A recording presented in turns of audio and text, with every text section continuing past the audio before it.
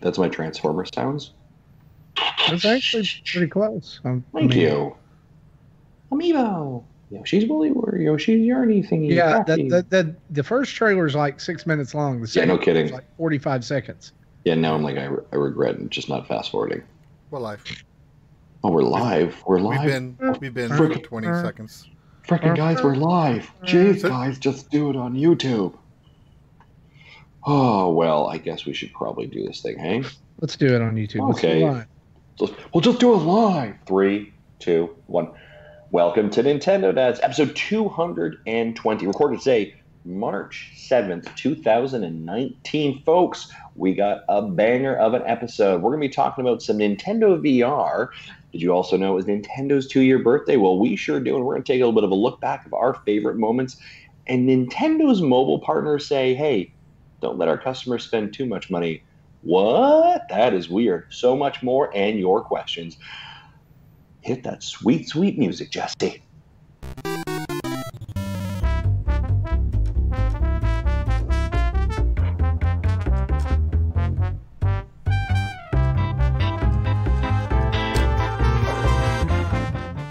What's up, everybody? Marty Estes here for Nintendo Dads, and we're here with episode 220. It is March 7th, 2019, 4 days after Nintendo Switch turned 2. Oh, he's a cute little guy, isn't he? Just Happy running around. To you. Yep. We're going to talk about that tonight, and we're going to talk about so much more. But joining me on the podcast tonight, all the way from Ireland, blinking his eyes because he is tired because it's freaking 4 a.m. over there. It is. Jesse, you're not Jesse. No, Justin no. Masson. What's going on? I'm tired. I'm but doing all right. Yes, I'm tired too. I can't even remember your name. That's okay. Yeah. No. How are you, man? How are things? Things are well. Yeah. I got my wife into a game last night. Yokai Island Express, the pinball game. Oh, we were sitting around a bit last night, and I said, you ever play? You like pinball games? Yeah, you want to play? Yeah, sure. Threw her the controller, and she sunk in about almost 2 hours in that thing last night. I just watched her play. Man, that is such a great game. It is. It's a great game. I remember, it's and it has a demo. So if you're like one of those people who, like you're not sold on it, try it. Yeah, it's a Castlevania pinball game, and transparency here. Our good friends over at Team 17 provided us a copy of it last year. But it's just, you kind of go back to those games from last year that there were so many games last year that sometimes you get a blur, right? I mean, you're like, oh yeah, that was such a good. Oh man, yeah, I forgot about that. And it was just great to watch her sit down and play. And she loves pinball games, and she was like, yeah, this is. I was like, well, what do you think? She's like, yeah, this is really different. This is cool. I like this. And I was like, you play it's like a dung beetle, right? Yeah. And it's just, and she was like, should I go here? The dung beetle that is a ping pong ball or a pinball. But the dung beetle that is not the dung beetle in our group, Mr. Jesse Waldack, pushing around the soundboard. I have pinballs too. He's literally got 2 pinballs in his hand. How the hell did you find those? Well, because when I mentioned in a show about a month ago that I bought a baby Pac-Man machine, and when I was looking at it, and after first inspection, the ball seemed to be missing. So I had ordered 2 new ones just so I had extra ones. And then while we were moving the machine out of where it was, we found the ball. It was under the machine, but that ball is so scratched up and scarred up, I'm not going to use it anyway. So I'm going to use these once I finally get the machine up and running. Jesse, where does one buy brand new pinballs? I thought you were just going to say, where does one buy new balls? And I thought, you know what? That's going to be a fun statement. Listen, we don't go for the cheap humor like that. We are not the Mega Dads. You're absolutely right. I wasn't going to go there, but okay. I just, Amazon. You can buy everything at Amazon. Oh, well, of course. True statement. I mean, you can pretty soon you're going to be able to buy a house on Amazon. Speaking of Amazon, you can buy apparently you can buy a car because my wife has access to my Amazon account because I have Prime, so she watches Prime Video shows. And I saw in my wish list like a $90,000 vehicle. I'm like, really? Wow. Yeah, she's not hinting, right? No, not at all. Not dropping hints at all. I do think Amazon can deliver you a car, which is wonderful, Bonkers. strange world that we live in. Speaking of delivering, we are about to deliver to you episode 220 of Nintendo Dad's pack full of news and what we've been playing and your questions and comments and all kinds of different things like that. So let's just dive right into this week's news, shall we? Let's do it.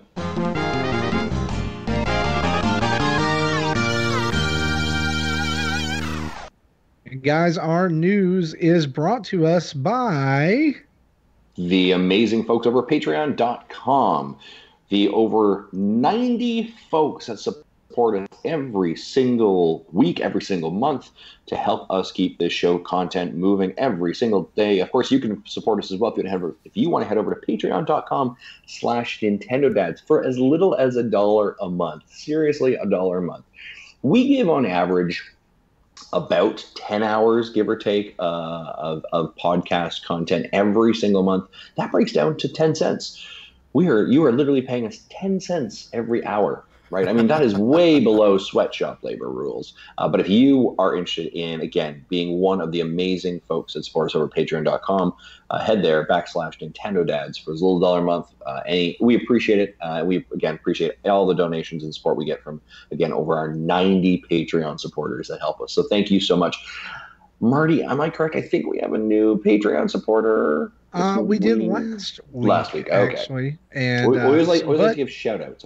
That's right. And so we need a few individuals to step up there, maybe even listen to the show for a little bit. And you want to throw $1 a month our way? Look, and it's like Justin said, it's $10 or it's $1 a month would be like 10 cents an hour for the content we provide. If you want to look at it another way, it's literally, if you do $1 a month, it's $12 a year. Right, it's like 2 Starbucks drinks. Seriously, guys, we have to one if you order the right drink. That's true. That's true. And you get access to Discord and our tournaments and the War Groove League and all kinds of other stuff. We're going to talk about War Groove when we get to what we've been playing here. I had a bad experience with guys. We have help us fund Jesse getting his balls. Yeah, his pinballs. But I already have them. Moving on, folks. Yeah, moving on to things we already have. I just showed them to you. This week, the Nintendo Switch turned 2 years old. It turned 2 years old on Sunday, March the 3rd.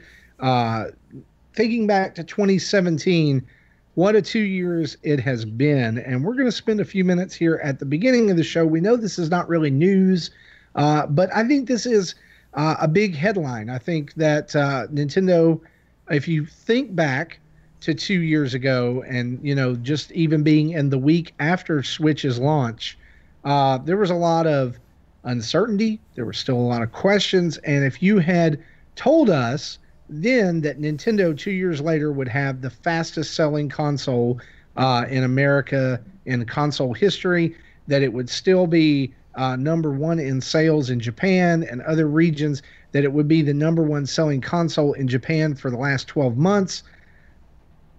I want us to take a few minutes and kind of just go around the horn here and talk about 2 years with Nintendo Switch.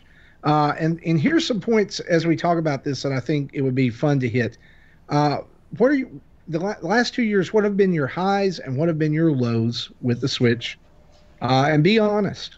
And then what is your favorite thing about the Switch 2 years in? And then what still needs to happen? 2 years in, what are we still waiting on to happen? Justin, let's start with you. 2 years of highs and lows with Nintendo Switch. Yeah, I was, as I think we all were. We were day one purchasers, right? Obviously, I think being on the show, you kind of have to be. I think I'd be remiss, right, if we didn't, of course, mention the launch of Breath of the Wild off the start, right? If you want to talk about a 1-2 punch with this system, it's 1-2 switch. Yeah, it is exactly. It's 1-2 switch. 1-2 something. Speaking of the lows, we can put that in that column.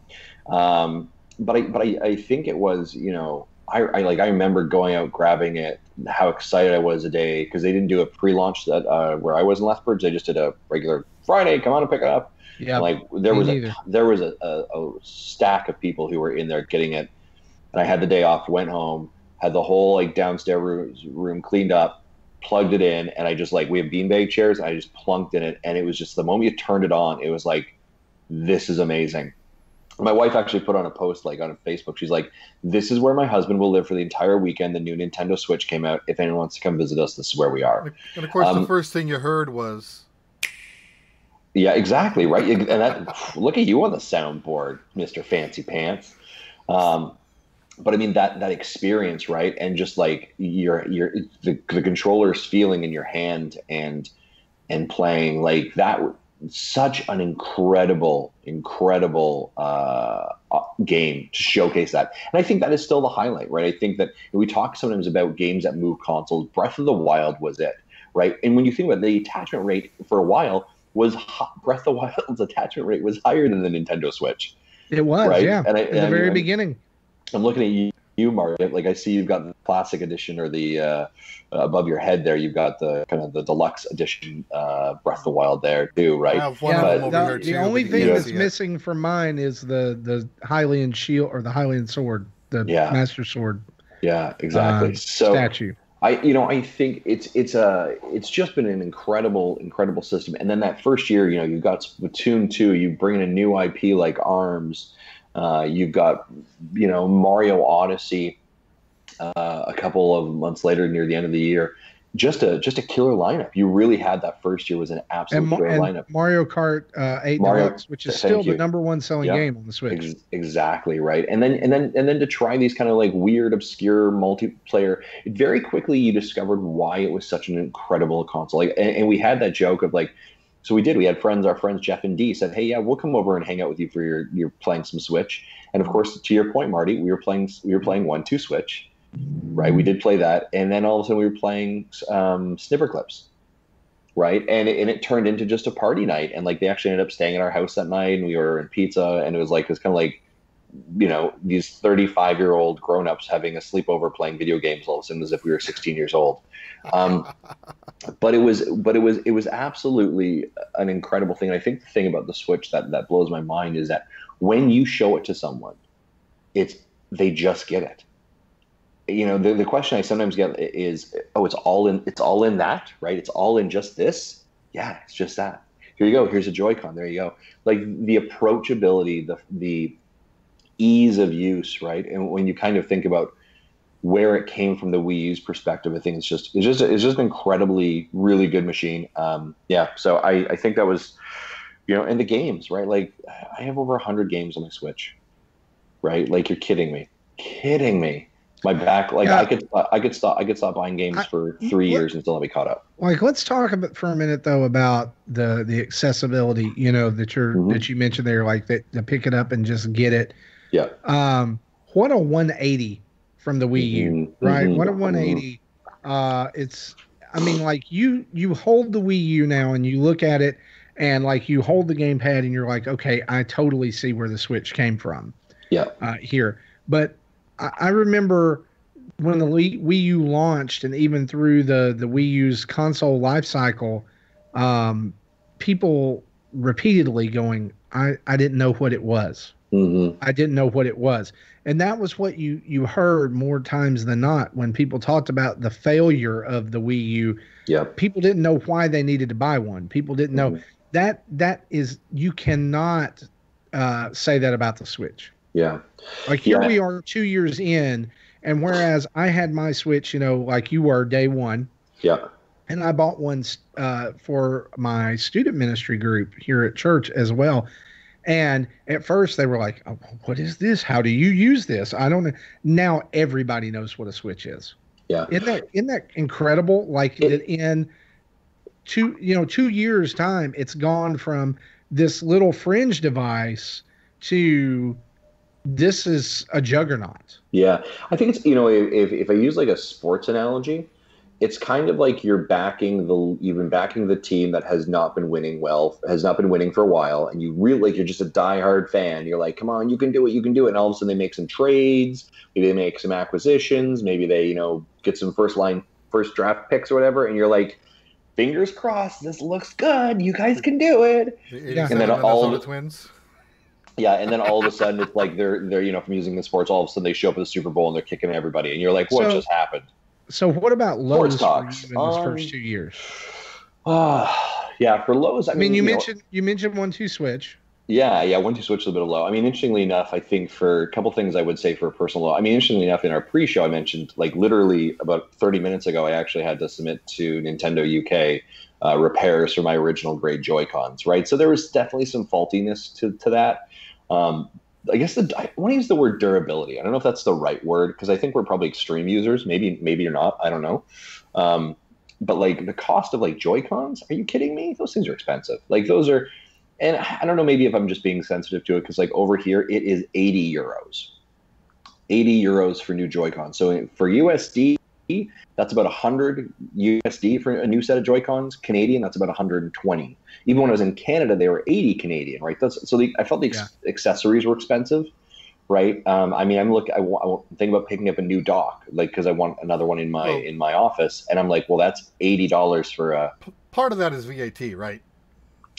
Yeah, but it's still expensive, Jesse. That's still like right. But it's like a 15% tax, but the tax is on the price tag. Well, let's add a little bit of perspective to that conversation, because really what we were talking about was your daughter's dropping the Joy-Con, and every time it hits the floor, you're like, ugh, and how when they had the Wii or the Wii remote, they felt more sturdy. Mm-hmm. And they were lower priced. Well, the reason they were lower priced was because there were less components inside. Yeah. And and the Joy-Cons they're very sensitive, and they do have tons of bells and whistles. But this is definitely, I remember early on talk about the Switch when we were in the I've pre-ordered, now I'm waiting phase. Even on this show, we talked about the sticker shock. Mm-hmm. Right, of all of the accessories, like when that pricing came out, like $80 for Joy-Cons, $70 for Pro Controller, $90 for a dock. Yeah, $90 for a dock. What in the world is going on? Definitely was a step upward for accessories as far as Nintendo consoles. Yeah. And then, but really, when you think about it, think back to I've got to have 4 Wii remotes. I've got to have. And then then it was, if you bought the Wii remote and you didn't get the Wii Motion Plus, I've got to go out and buy a Wii Motion Plus. I've got it does add up. It's a little give or take, but I do get your point. Yeah, like 2 years in, why are you having to send your controller off? Yeah, and I do I do think with things wear and tear, right? I think my wife made really a point of it when we went out and bought the Switch, because it was a hefty price tag to start off with, right? When you kind of get into the environment, I think it came to about 500 Canadian in the end, right, for everything we wanted.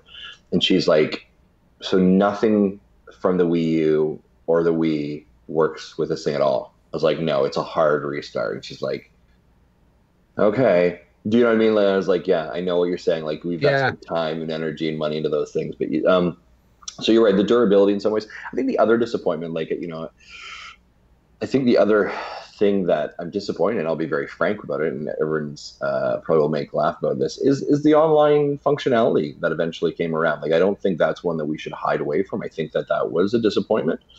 I'm not disappointed, again, I think in price. I'm $20 or whatever the heck it is fine. I think the offering, feels very thin. I think it just feels a little bit flat. I still think Nintendo is still behind the ball as it relates to their online offering. And again, I'm not necessarily talking about what games they're offering for the NES this month. That's whatever. What I'm talking about is just the ease of connectivity. Yeah. Right. If Marty's playing X game, I want to be able to if Marty is online playing this, which I'm currently getting. Marty's playing Wargroove. Cool. But do you want to jump in and join Marty? Do you want to play Marty? You've got a match with Marty. Marty has just sent you a match in Wargroove. I want a notification that pops up that allows me to jump into it. So there's you can join in and go straight to it.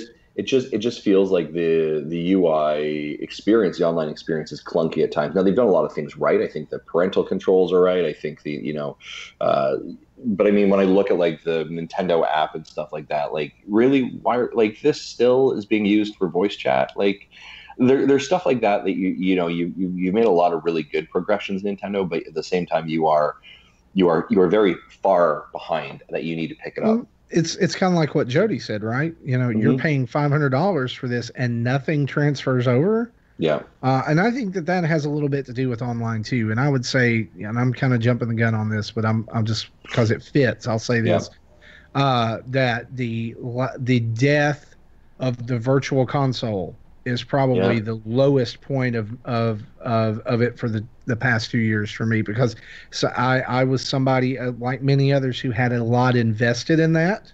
Mm-hmm. And the WiiWare stuff, the Wii Shop going away, and the games that were exclusively for the Wii, like Contra Rebirth, Castlevania Rebirth, stuff like that.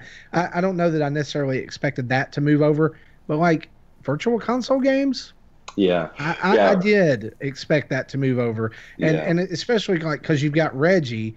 Nothing against Reggie, but Reggie saying, "We hear you, and we're working on that." Yeah. Well, okay. Yeah, that's all I'll say about it. But they hear us, but Nintendo of America has no say in the matter. That's all NC. Yeah. Right. We hear you, but there's nothing we can do. Jesse, what about you? What about your highs and lows for the past 2 years with the Switch? The highs, I think, just the launch lineup was good, with Zelda leading the charge, and even a lot of especially the indie games into that first year. I like my favorite use of Joy-Con, I still think, is in Golf Story, when they used the rumble to literally make the Joy-Con laugh at you in the haunted area. I felt that and went, "Oh my God, that is awesome!" And so things like that. The lows, I would say, with how, not just how some of the hardware a high percentage of the hardware seems to have been prone to failure in the early launches, but the fact that it almost always led to data loss.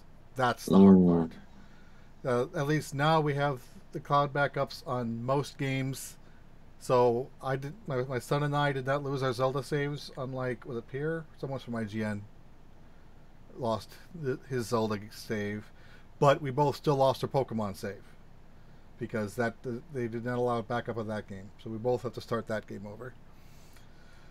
So that's the fact that we don't 2 years in have the ability to offload save data to an SD card or something like that is mind-boggling. Mm-hmm. Mm-hmm. Like, you look at this, like it is a 180 from the Wii U, right? Except on the Wii U and the Wii, you could put your save data on an SD card. Yeah. Like, folks, come on. It allowed for modding. So again, I said that before. I think that's the main reason why Nintendo has a huge history, and people are going to say, "Well, there's Marty being negative again." Whatever. Nintendo has a huge history of throwing the baby out with the bathwater. I don't disagree in situations like this. Yeah, I don't disagree with you on that one. We've got to stop the modders. Well, let's cripple our system and make people mad. Well, who cares? They can't mod it. And you can. You want to see a crippled system? Wii Mini. Oh yeah. At least it's not that bad. I want to read some quick comments in here. Go ahead. Ebusol says Ebusol says eShop updates in folders. And third strongest mole, what's the most surprising thing is that the 3DS is still alive after 2 years. Right on. There's my boy. Please don't turn into business, Justin. Don't power up your business saying powers. And just going to shake my head at both of you. I think for me, the highest high of the past 2 years has been like that first year. I'm gonna agree with Jesse here. That first year of launch titles is probably the strongest launch window that Nintendo ever had. Mm-hmm. If you think about it, I mean, look what they led with. It was just like punch after punch after punch after punch. But I think the high for me in 2 years has been watching Nintendo prove people wrong with the system.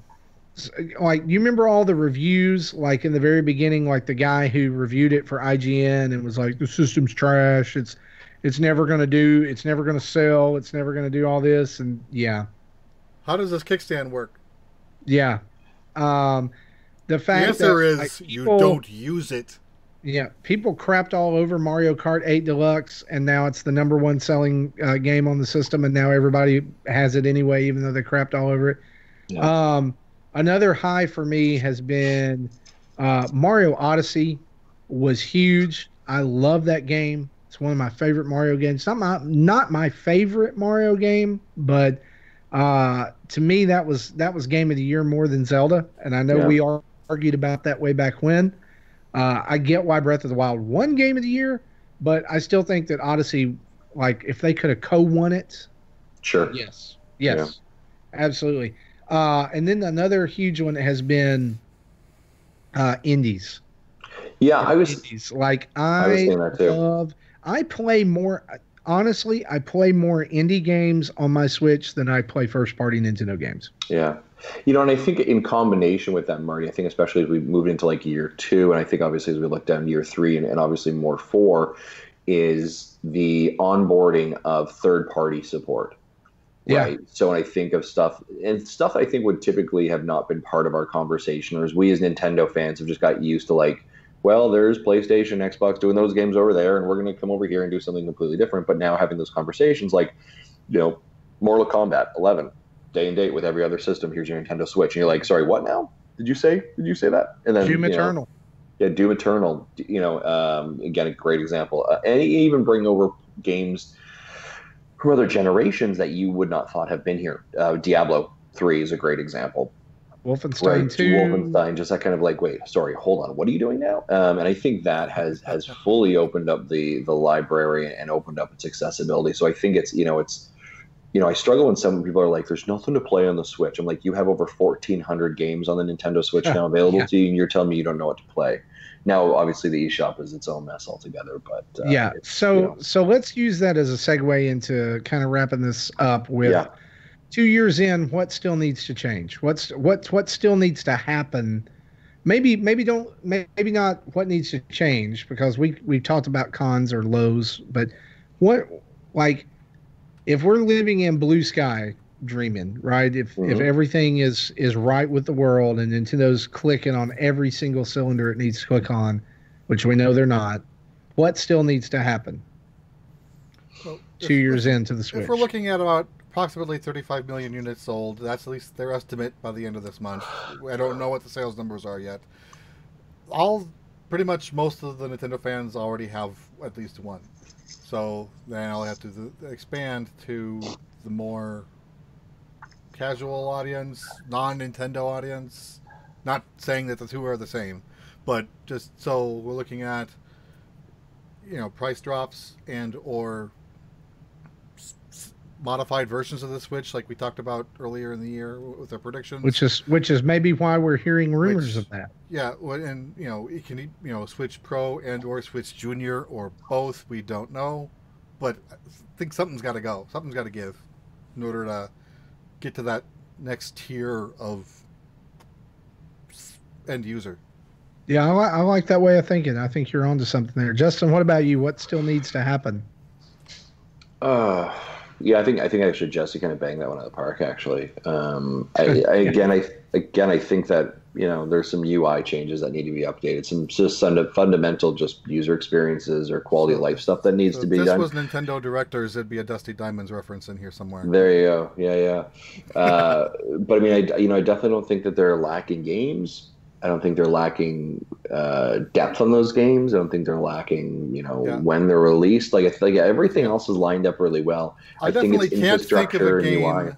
I can't think of a game that will be a system seller that isn't already out there as a system seller. So if you don't yet have a Switch, why? What's your reason? It's not because of the games. I don't think anyone's like, you know what, I'm really, really waiting on Luigi's Mansion 3 to pull that trigger. Do you know what I mean? You don't think that there are some people who are waiting for the true Pokemon. It's possible, but I mean, I think there's some, but I think it's more minority than it used to be. I think that goes with this extra tier of audience that didn't get in the first 2 years, like the younger kids in the Switch Junior, or at least the price dropped the Switch. I don't know. Yeah, I mean, Pokemon might be the thing to I mean, they're always going to the Pokemon bump, right? I mean, I'm sure they're having that conversation with the Pokemon company, being like, so can we just get Pokemon every single year? Is that cool? Could we do that? Because it helps. Even in the 3DS, almost did. They had like 4 years in a row, and the year they didn't do it was a Yokai Watch. Yeah, and I mean the rumor kind of being is that they may actually be doing that, right? With this idea potentially, is 2020 going to be the Let's Go, whatever the second gen is. Especially now that they have with Let's Go, they now have a third iteration that they can go through. Yeah. They can go main gen, they can go previous gen remake, and they can go Let's Go, which is so. They got a bench I think we're going to see a Gen 4 before we see a Let's Go Johto. Sure. Yeah. So otherwise, I think people will flip. Yeah, I think it's interesting. I think, I don't. I'm going to be honest with you, Marty. I got nothing other than what I muttered. I want to go back, and you did mention very briefly quality of life stuff, and I think that the push in the beginning with the Switch was games, right? Like that was the main issue because we were coming out of a drought of games with the Wii U. And so everybody's like, I need to see games. Nintendo, you've got to show me games. I need to see games. Nintendo was like, hold my beer. Right. Yeah. We'll show you games. By the way, in 2 years, you'll have so many you can't even sort them all. Great. Literally. Now I'm kind of part of the camp now where it's like, okay, I'm drowning in games. I need a way to sort through these. I need a way to make my Switch more user friendly. Yeah. And so I think what still needs to happen, we do need that quality of life. And I'm holding out hope that at E3 this year, there's going to be the big, like in their presentation, maybe it's not going to be, they're not going to spend too much time on it, but it's like Switch is going to upgrade to 8.0, 9.0, whatever it is around that time. And we're adding in folders and themes, and you're going to get your first theme free, and the theme shop's being added to the eShop and all this stuff. Because here's the deal. Like, was that stuff available on Wii U and 3DS when it first launched? No, it wasn't. So we know these are things that Nintendo thinks about down the road. Yeah. It's coming. But I just like the other day, I'll give you a great example. The other day I was looking for a game that I wanted to play, and I cannot remember it because I don't have my Switch right here in front of me. I cannot remember what it was for the life of me, but it was a game that I had not played in several weeks. Right? Well, my son uses my Switch, and I use my Switch, and even my daughter uses my Switch. My wife uses the Switch some. And if that happens a lot, games can get buried, right? It took me over 5 minutes to find this game. Wow. Because I'm like you. I have lots of games on my Switch, hashtag first world problems, right? But, like, why is there just not even a search function yet? A few weeks ago when we did our Thursday pre-show gaming section, we were doing Jackbox. It took me 3 or 4 minutes to find it. Yeah. Because a lot of those icons end up, and I know that they don't mean to do this, but a lot of icons end up looking the same, right? Yeah. And if you're scrolling through them and you're like, where is it? It's one of those things where it's like the more you want to find it, the less likely you are to see it. Yeah. And so just some quality of life things like that. If I could just be able to stick all of my, like if I could make a folder that says Nintendo on it and put all of my first party games in there. Yeah. Or if I can make a folder that says Jackbox and because I have all 5 party packs, if I could put all 5 of those in there, that would be great. I think you can't even see the name of the game unless you mouse over it.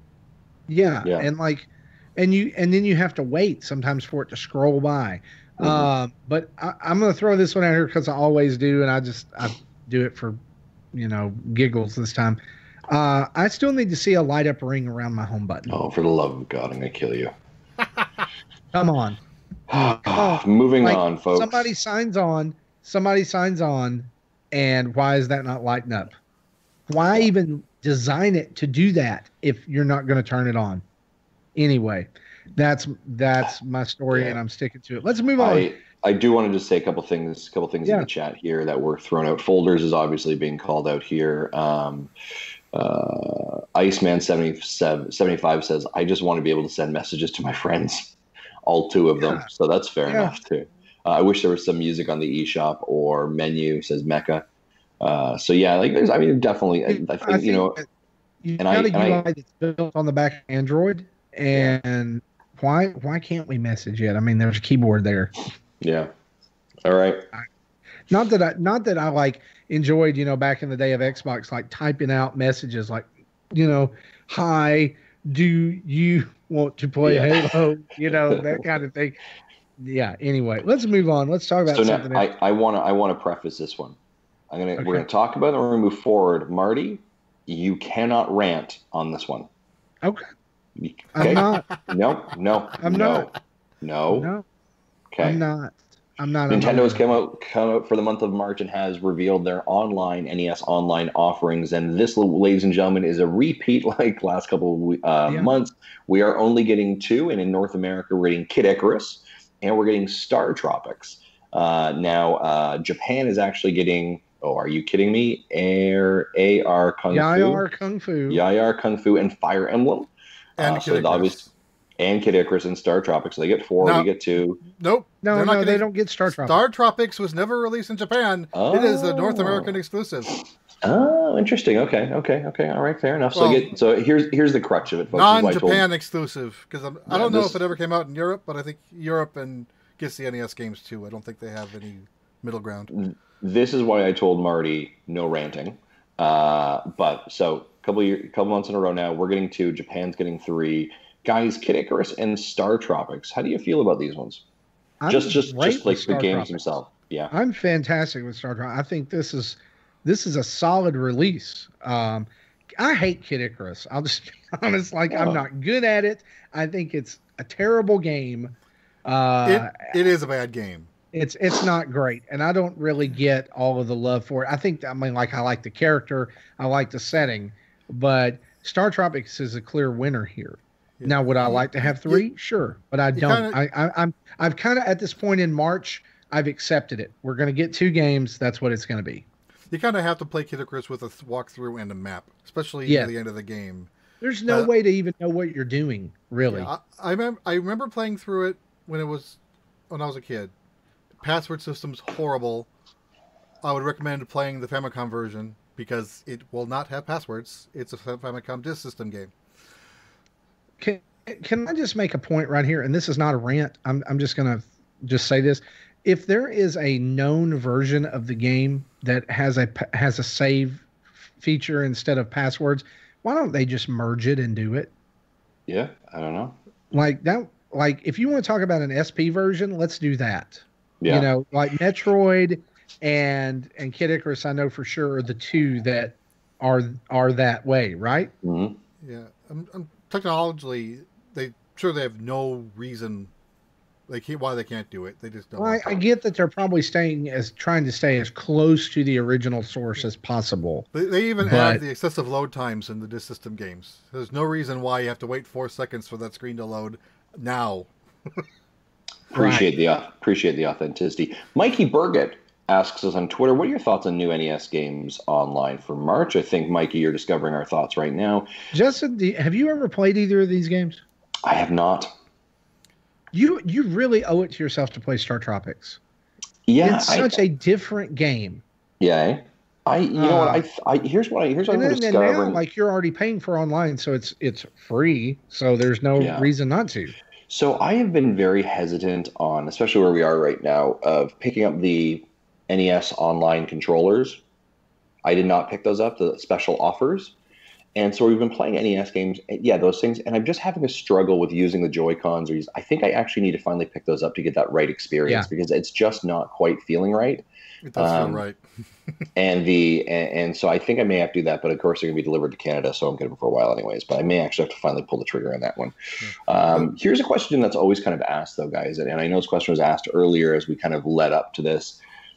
and we'll take a quick chat here and then we'll move on. But like, what? And obviously, remiss that yes, we're only getting two. But like, what games does Nintendo now need to show us? Because I feel like we're starting to get that catalog is starting to feel like like we've got kind of our major hitters that we're excited about. Like, what do you want to see? Like, if Nintendo said, "Okay, here's my thing," as if this was a fantastic podcast idea. If we ran Nintendo, I don't know what you're talking about. Yeah, one of the worst podcasts out there. I'm looking at you, Sean Capri and Bobby Pauls. You guys are so. If we ran Nintendo, what games would you release for the NES next month? You can do 3 games, whatever cut you want. I'm going to give you mine. Here we go, because I just threw it on you, so I don't want you not to be prepared. Number 1, Teenage Mutant Ninja Turtles, the original. Yeah, I know it's hard, but damn it, get over yourself. Get better, you know what I'm saying? Number 2, DuckTales. Woo woo. Okay?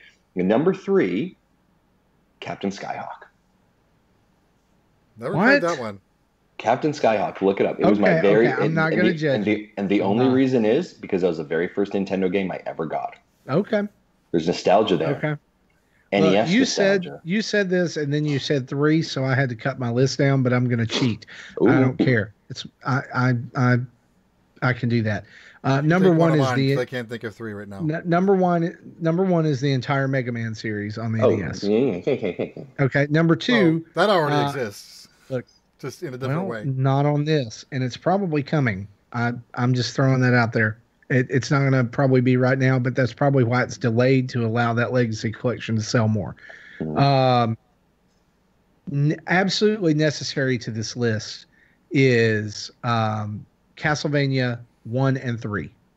2 can go die in a fire. And the last one, Jesse, I'm gonna surprise you with this one. You ready? Are you gonna Dragon say one of Warrior. mine? Oh yes. Is that one of yours? I'm sorry. It was not one of mine, but I don't disagree. Dragon Warrior needs to be on this. Nice. Very first role-playing game I ever played. Okay, that gives me an idea for a third now. Okay, so the first 2 probably also never going to happen because Konami, but and other licensing rights. But I'd like to see maybe because it was on the NES Classic, Track and Field. That's Track and Field was not on the NES Classic. I love how out of nowhere you're like Track and Field. Like I would have never. Where was thought that? I played Track and Field recently. In your brain? I know I played it somewhere. Not on the NES Classic. Maybe I added it when I hacked it then. I was going to say maybe for some reason it's on your NES Classic. Maybe. Anyway, so all right, so yeah, still Track and Field because I like that game. That's going to be one of the games I played later on. I'll talk about that later. Another game I've mentioned many times that I want to see happen, Popeye. Oh yeah. And then so you said Dragon Warrior, so I'll say Final Fantasy 1, 2, and or 3. Let's just give us the trilogy. Final Fantasy 1 would be great. Yeah, I mean, and it was on the classic, so I would say that's probably coming at some point, right? Yeah. Probably. It will be many months down the road when they continue to give us 2 games a month. All right, moving on. I told you I wouldn't rant. Not going to do it. I appreciate you resisting. Hey, it's a kinder, gentler Marty this week. I don't know why. News this week from Nintendo's mobile partner in mobile gaming. They are complaining that Nintendo, quote, doesn't want to take too much revenue from consumers. This story broke today, or actually yesterday, on mynintendonews.com, which is a place we get a lot of our source material from. And basically the quote that came out of this was, I'm just going to read it because it's kind of, I don't even know what to do with this, y'all. I don't even know how to explain this because basically they succeed in throwing Nintendo under the bus completely, but also making themselves look like horrible douchebags. Here's what it says. Nintendo is not interested in making a large amount of revenue from a single smartphone game. If we managed the game alone, we would have made a lot more. it probably, that's debatable, because if it didn't have Nintendo's backing, it probably wouldn't have the player base. That's true. But basically, what that's saying is all of you idiots would have spent way more money on this game if we had run it without Nintendo's oversight. What do you make about this, Justin? Why say this? You love business. Be business, Justin, for a minute. I think the context of this is they had to lower their expected revenues for the year because Nintendo wouldn't let them put as many microtransactions in as they wanted. Oh, yeah. I would actually believe. I actually kind of believe Jesse's statement there, and I think that Nintendo, and I think, we always have to go back to the idea that Nintendo is a toy company, right? That's their core root, right? And I think they've always been very cautious of entering into the mobile market, and I think also what their brand appears to be, right? Of a kind of their reputation. I think if you kind of allowed a company to basically say, make as much money as you want, right? The micro, Lord Business, evil twirling of the mustache kind of money bags thing in the background. Activision cough. Yeah. I think by doing that, you could micro transaction the bejeebus out of anything, right? And I think when you think of Nintendo has been blatant about a couple things about their approach to mobile. It's not about money necessarily, but it's about engaging people in a game or allowing them access to content or helping to bridge them to the system. That's kind of been their purpose as they enter the mobile space. Do they make money? Yes. do they as they would, right? But their direct purpose is not like this is the pillar strength of our organization is the mobile platform, right? They use it as an entry level, right? It's kind of like your entry level drug or entry level whatever into something else. So I think by them saying to companies and to mobile designers, no, we're not going to allow them to pay $5 to do X, right? By putting these speed limits or caps on it, can ensure that hey, if my kid's playing with it or whatever, the cost is not going to be exponential, right? Could you imagine a situation where we see in a headline from Nintendo, had they not put these kind of barriers or these safe keeps in place, my kid paid $1,200 to play Mario Run. Yeah, and you know what I mean? And that's a great point, because it's not going to come back headlines on like this for other games. It's not going to come back on Cyber Agent or whatever this company is. It's going to be Nintendo's logo is on it. Nintendo screwed up. It's Nintendo's fault. And I think when you do that, that's a bad PR spin, right? I think I read, I think it was when Pokemon Quest came out, and yes, Jesse, keep me honest. I believe Pokemon Quest has could have microtransactions. I believe in it. Yes, but I believe it's a limited. It's if a you buy limited, everything, if you buy everything you want to buy. No, or is it lower than that? It's like a low threshold. I don't think I spent more than $25 or $30. Yeah, it's a relatively low threshold. And I got 50 or 60 hours out of it, so definitely worth my money. Exactly right. So I think that I think that their statement is always you should never probably pay more than what our actual a core cartridge game would be potentially, right? So I think it's a very interesting approach. I commend Nintendo on doing it, because I think that you could very easily, take everyone's money. Remember several years ago, a similar game not similar game, but a similar strategy was Pokemon Picross on the 3DS. It was a free to download and try game that had, had microtransactions, but had a fixed limit. Once you spent more than, I think it was $30, you can pretty much go into that shop and get as much of the currency as you want for no additional cost. Yeah, absolutely. Yeah, so of course, by the end, you don't need it. You guys kind of feel like Nintendo here is kind of darned if you do, darned if you don't, because if you remember when Mario Run came out, it was Nintendo's charging too much to play Mario on the iPhone, and now it's Nintendo doesn't charge enough to play their games. Yeah. Well, of course, this is such a weird place to be in. All of our examples were with the previous leadership. Iwata, I don't remember the other previous guy's names, or the current Kimishima? one. Yes. And so now we're in this new world with the new president. Things may change. Yep. Sounds like he's wanting to lean more into the mobile revenue, unlike Kimishima and Iwata.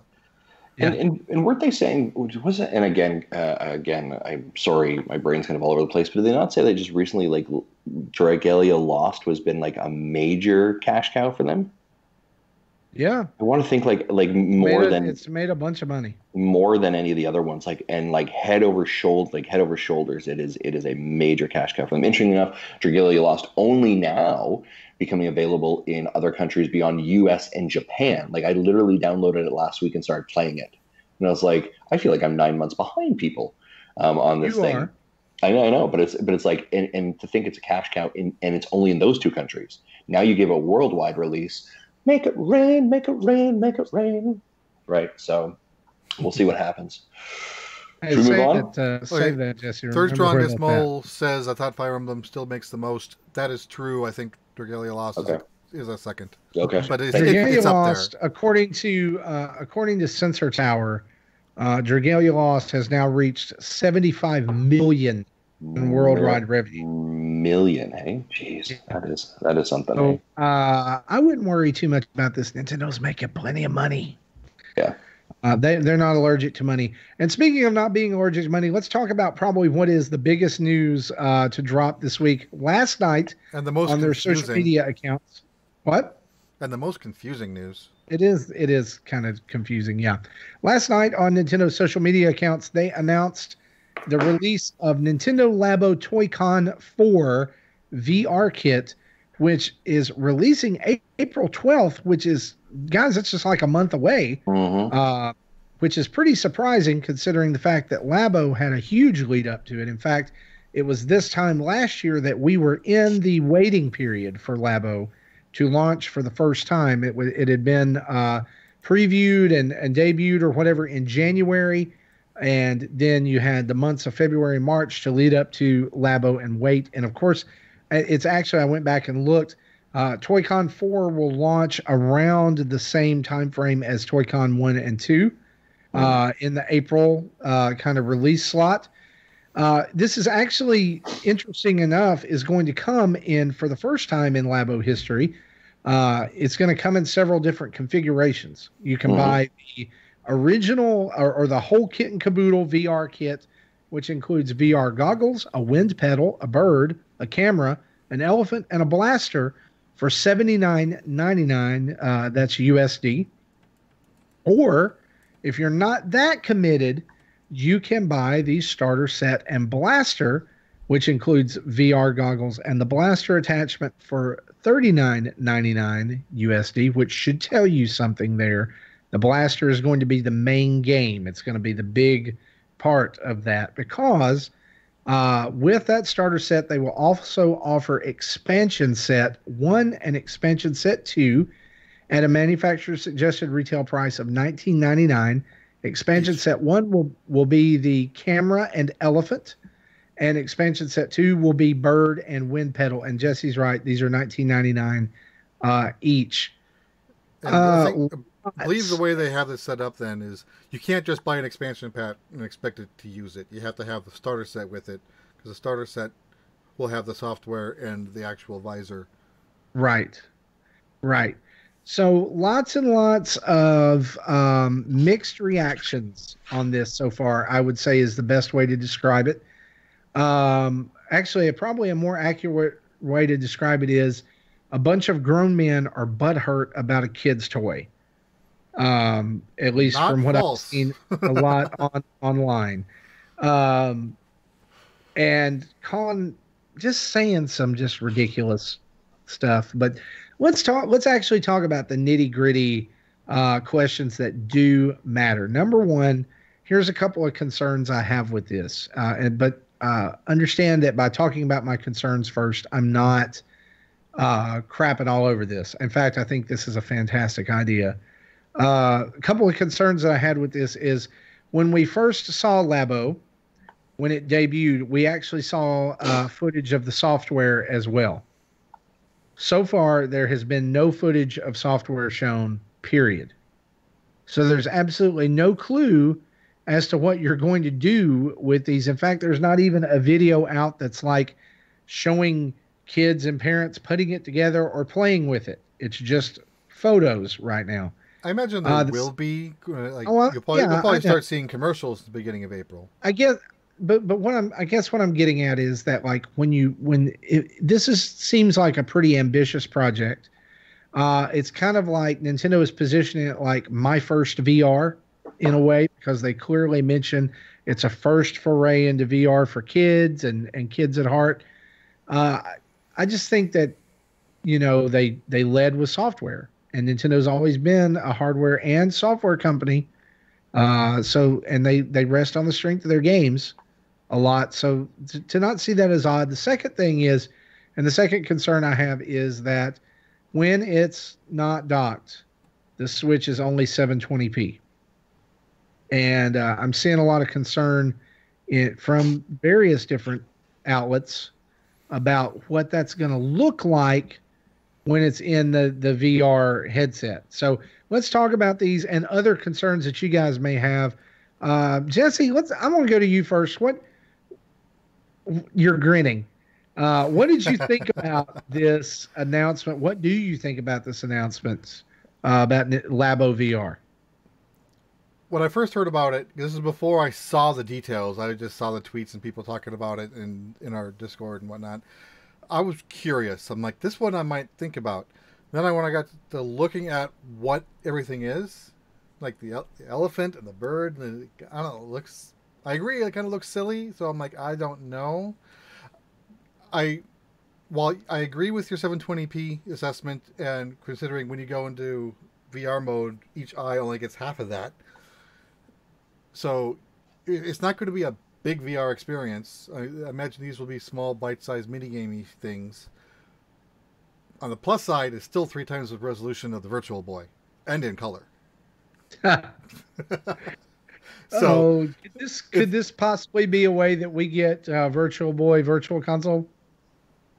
That's actually what I think I said that a while ago. I don't know if I'd said it on a show or in Discord, but I said if they did a Labo VR, we could see Virtual Boy Virtual Console with this. If there was a way to strap the thing to your head and have hands-free for controllers, which there's not.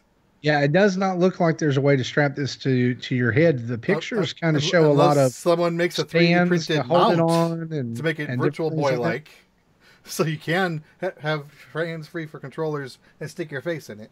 But right now, you're holding it and playing it at the same time. And I don't know how fun that's going to be. Okay. All right. I mean, it's a fair assessment. So, like, just from that, I'm saying this is not a day one purchase for the Waldeck household. I am actually still on the fence. I'm still going to think about this one. Yeah. Okay. Justin, you and I both have younger children still in the house who might actually really be excited about this. And if you remember when Labo came out and we talked about it, then your daughters were cool with it. My daughter loved it. My son loved it, but for a limited period of time. So what do you think about this? What are some concerns you have? What do you think about this VR kit? Yeah, I think for the Masson family household, Labo is still very much alive. Okay. We still bust it out on rainy days here in Ireland. That's kind of the things the kids are, it's a rainy day and we're not going to go outside. Kids will say, like, can we bust out Labo and still build? So we still have kits that we build because again, we used it as that idea. As a matter of fact, we're still working through the piano. So we're still kind of putting away at that. So my ideas for this. First, you may now refer to me as the Nintendo Oracle for predicting that it was going to come in April as Labo. And I also predicted the March release of Yoshi. So you're welcome for Please understand. Oh, his uncle really does work at Nintendo. Work at Nintendo, exactly. So here was my initial thoughts. I thought, and I did put a video up on our YouTube channel, so you guys can check that out if you want to as well. My kind of initial gut reactions to it is a couple of things. I like the idea of it. My first thought was actually I was a bit concerned about the VR component of it due to the fact of developing eyes for children. Right, PSVR I think actually has a warning of like, hey, if you're under the age of 12, you shouldn't be using this. Originally, when they released the Nintendo 3DS, doctors were like, you shouldn't be using the 3D on your eyes yet. They're still developing, right? So the 3D The VR component here is a little bit, I'm not 100% sure about that. But looking at the promo ads that we have in the press kit, I would say these kids all look like they're over the age of 12 or 13, so they're probably being very, very cautious about that as well.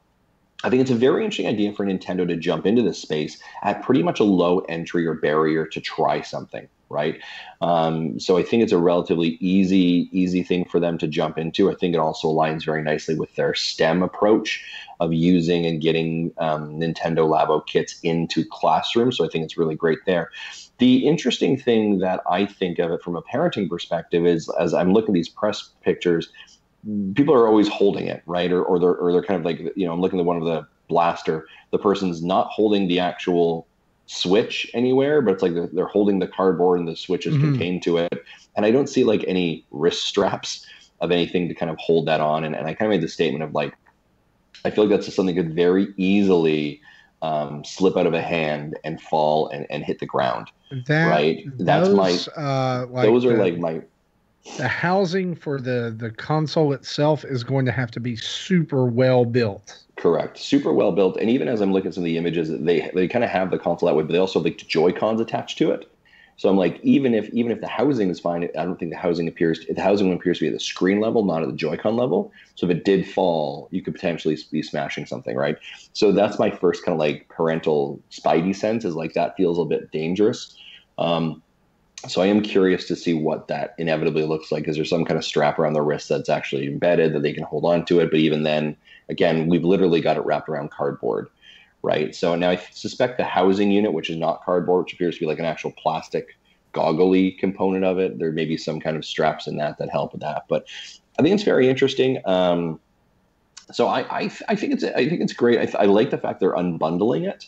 Right. So if you want to just get kind of the basic one for 40, or if you want to get the full kit at 80, or if you want to get certain ones for another 20, I think that's a great idea. Again, it allows for accessibility, because I think if you walk in and just never experienced Labo and saw a price tag of 80 USD, you might be like, ooh, that's a bit steep.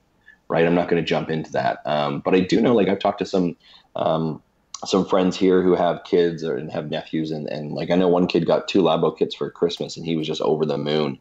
And loves that creativity stuff. I think Nintendo will continue to make progress with Labo.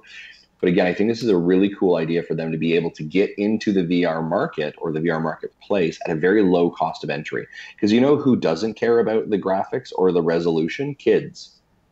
Yeah. Right? The only people who really care about the 420, 720, blah, blah, is us. Because that's the kind of jerks that we are in our life. Right? And that's what matters to us. But kids, kids care about one thing. Honestly, is it fun? My son, if he sees this, is not going to go, I wonder if that screen resolution is going to cause blurring. Yeah, who does who does this better, guys, is Sony. So I don't even know why you're trying. 10-year-olds. Like, seriously. I mean, if you look at, I'm looking at the actual box image or box art, I guess the promo image. Yeah. And you can kind of look around each kit and see kind of what you're going to be doing with them. If you start in the bottom left-hand corner, there's birds, and this kid has the bird put up to his face. He's holding the entire unit. The Switch is in there. Obviously, the blue Joy-Con or whatever color you want is going to be the bird's beak, which I think is genius. I think that's a great way of looking at that. But it has different kinds of renderings of birds around here, and the wind pedal that comes with it. Obviously, it's going to be flying, right? You're going to be flying. You're going to be a bird, and you're going to be flying probably around with other birds, like being able to look down on nature and all kinds of stuff. The blaster shows a missile next to it. Some people are speculating that's like a tank because of the way it looks. I think that's a callback to Super Scope. Yeah, that's the new Super Scope. I'm fine with that.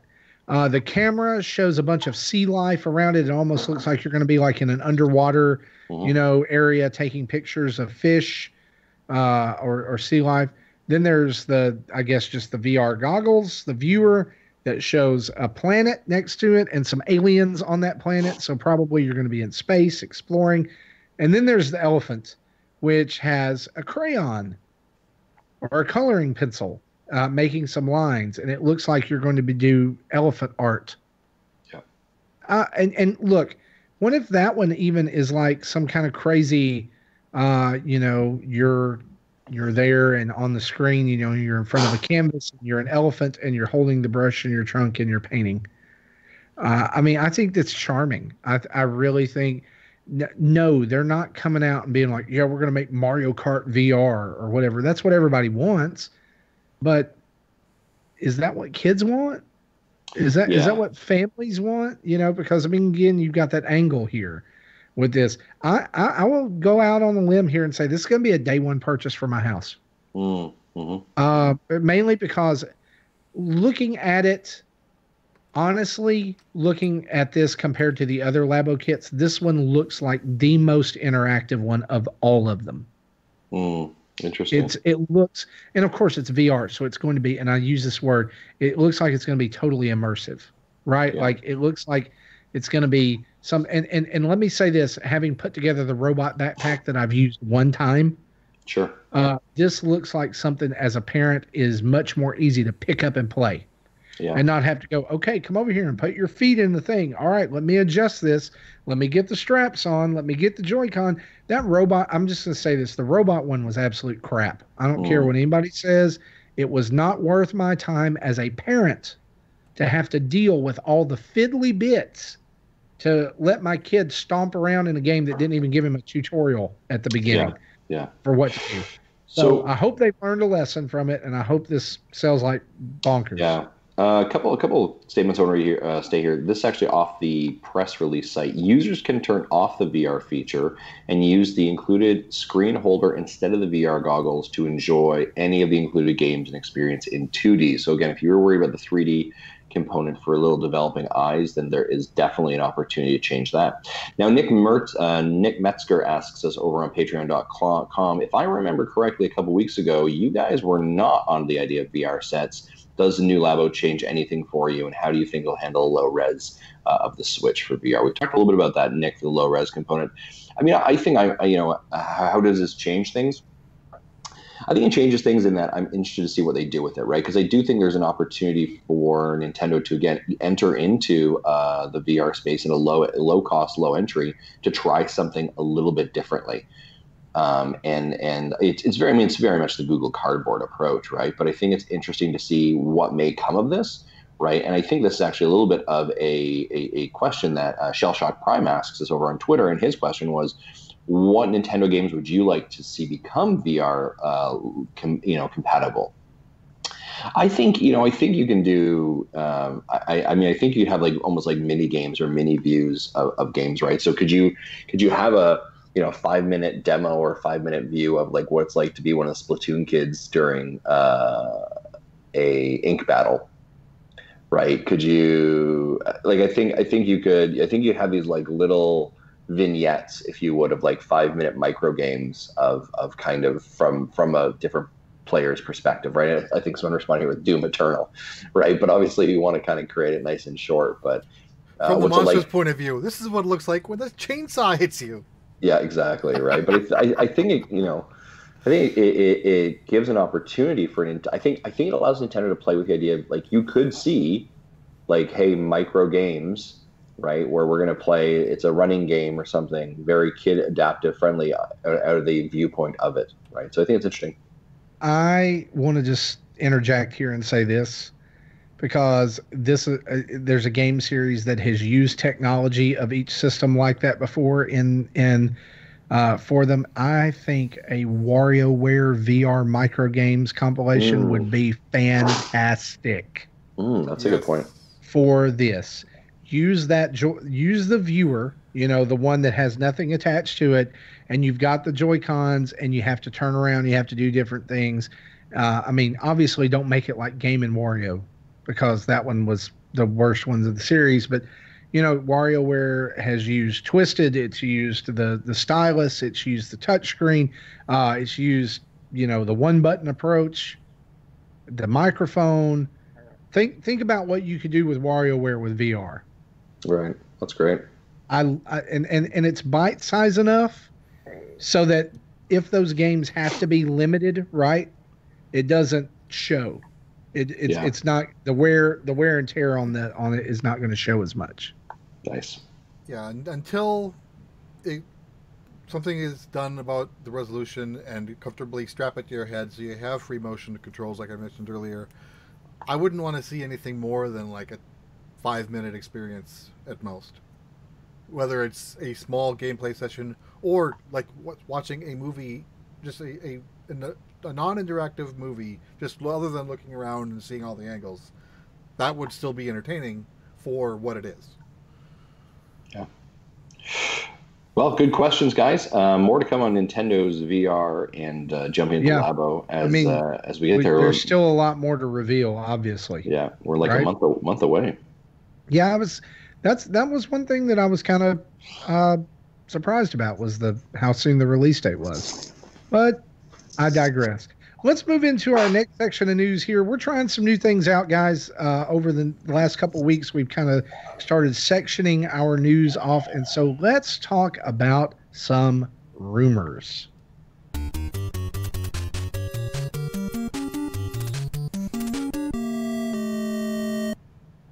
And that is one of our new bumpers there, thanks to Jesse. That's our rumor bumper. Because rumors can kind of be a little spooky sometimes. But this is one that Jesse may actually really, really enjoy. And that is Twitter user @JaredOhya. That is JaridOhya, who originally leaked that Persona 5S would be coming to the Switch, is now saying that the game will release alongside the PS4 release this autumn, with news and an official reveal that will happen before May. Now, you may say, why are we talking about this? Well, that before May timeframe lines up pretty perfectly with Nintendo's timeframe for Joker's release as the first character for Smash DLC, which they've said is coming before the end of April. Jesse, you're our resident Persona 5 nut. Here, actually, you just love all the Persona games. Validity of this rumor, what do you think? Are we going to get it? And if so, is it kind of like where there's smoke, there's fire? You think they're going to release Joker and be like, oh, yeah, and you can play as Joker in Persona 5S coming blah, blah, blah on Nintendo Switch? I'm wanting this to be real, and I know they announced a Persona 5, I think, do they call it R? R. Yeah, that's probably going to be the PS4 game, and then the Switch is probably, if this is true, we'll get the S variant. I'd be more interested in knowing what's different, because if it's just the same game again, I probably won't double dip, because if I wanted to play again, I already could. So if it's something like when Persona 4 Golden had a lot of extra content that Persona 4 didn't have, that was worth the money to buy. Gotcha. And ended up being the definitive version of the game. So I'm hoping that kind of is what 5S and or 5R turns out to be.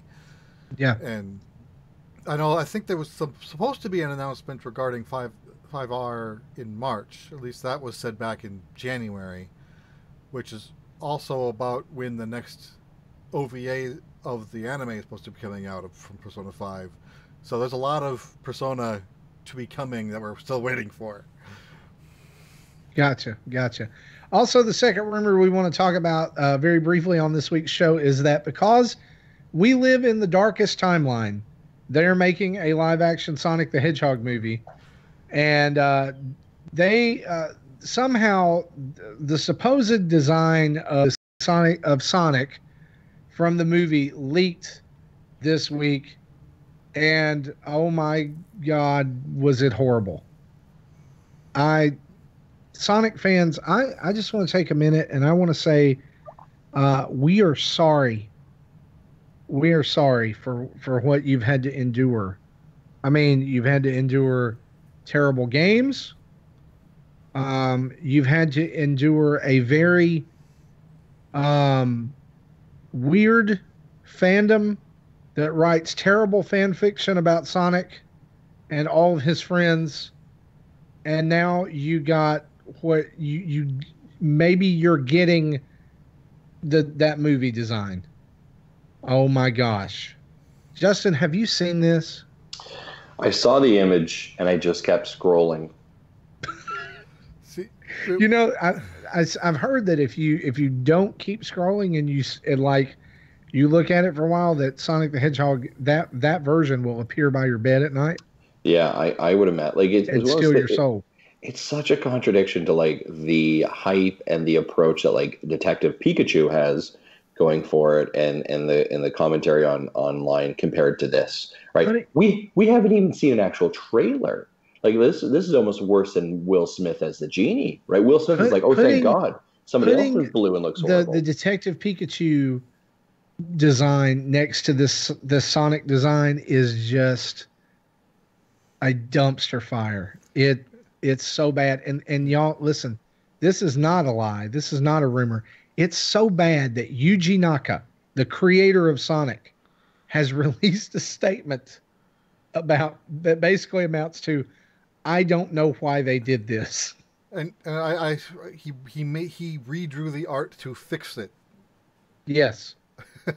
Yeah, when I was at the movie last night with my daughter, they had like movie poster showing Sonic will be coming this November, and I just said this movie is going to be an S show, and I am still going to watch it just to see how bad it is. I'm going to watch it on DVD maybe.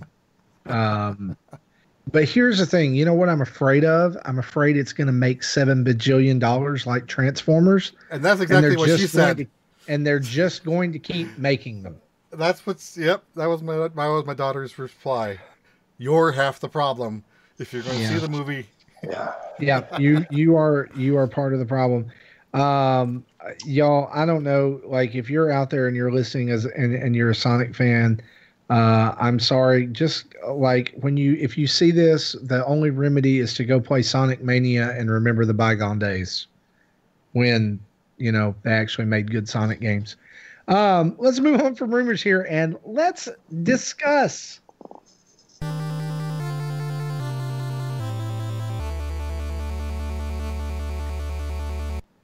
All right, so in the news this week, it was revealed in an interview with Masahiro Sakurai that during the development of Super Smash Bros. Ultimate, he came to work sick and worked with an IV drip.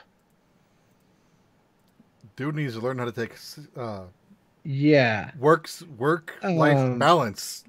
Yeah, I mean, Super Smash Bros. Ultimate's an amazing game.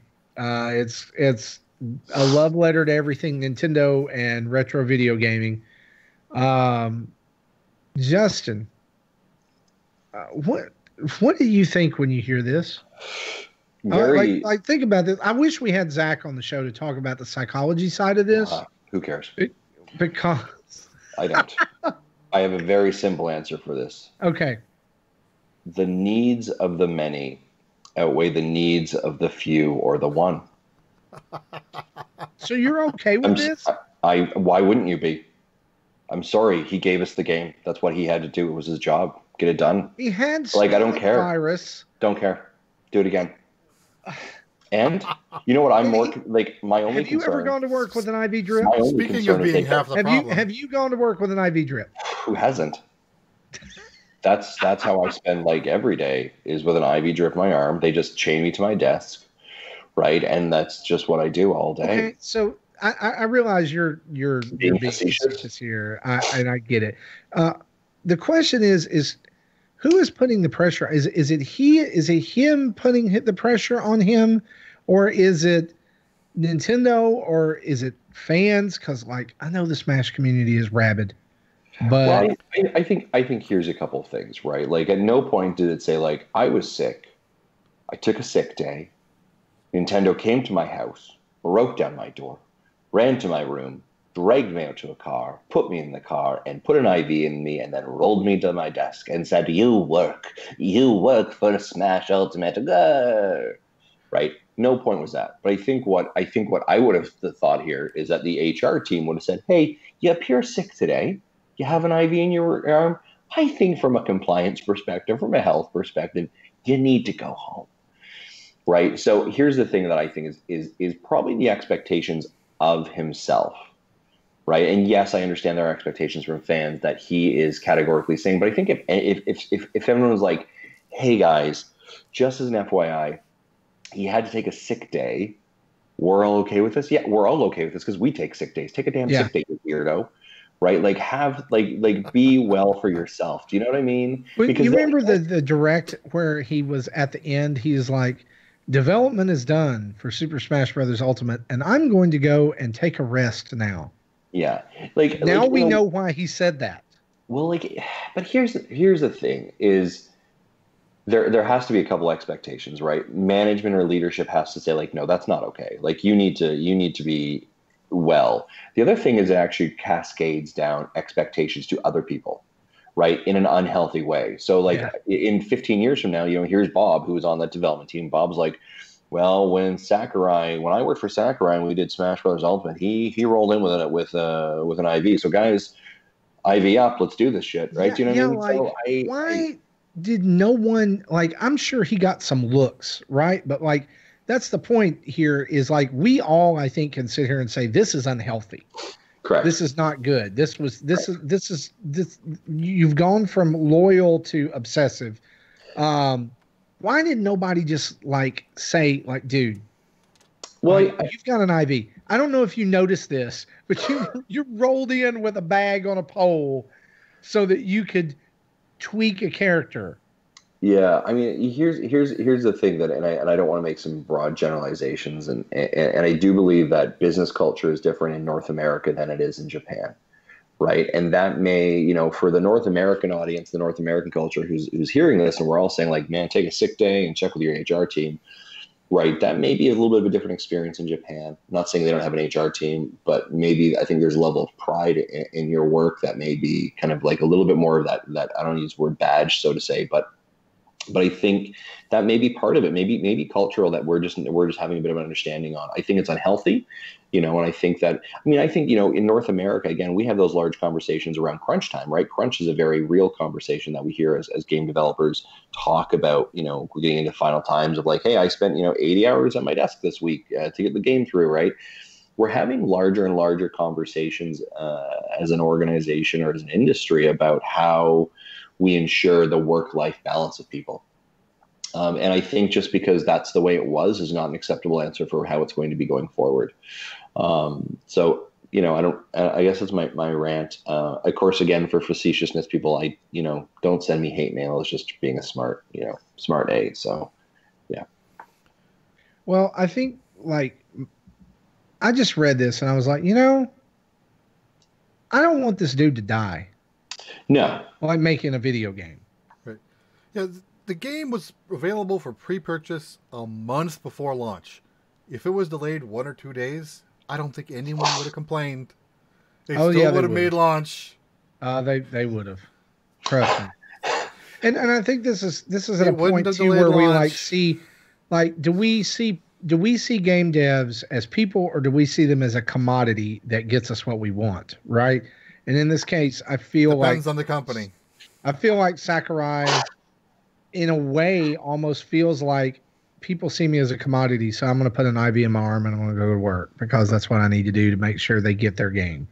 And it's probably also driven by personal, pride in his work. But I don't want to read a news report someday being like Masahiro Sakurai stayed up for 2 weeks trying to finish a game and died. Yeah.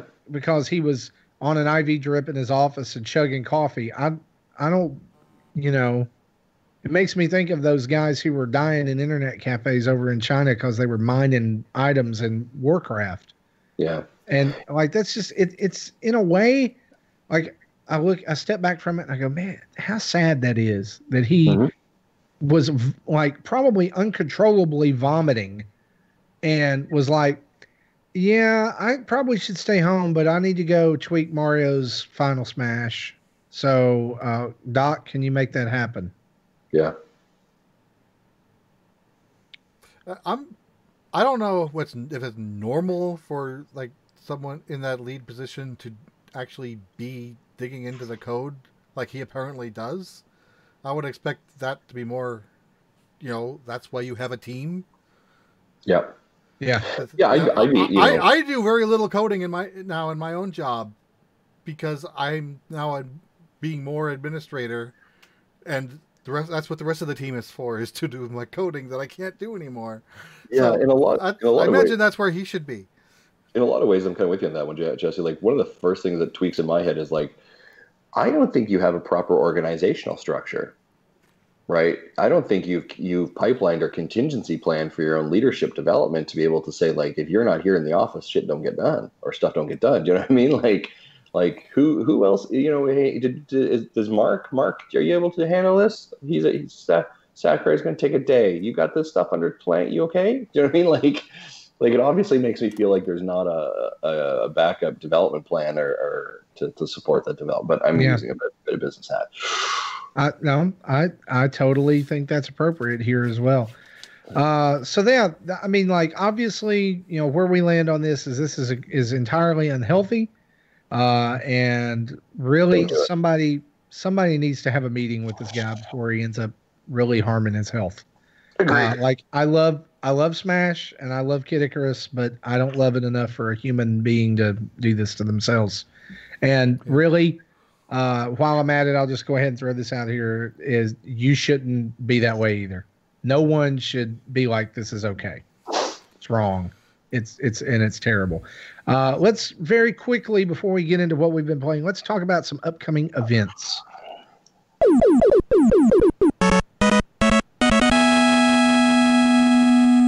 Yep, that's my way of sneaking Mega Man into the podcast each and every week.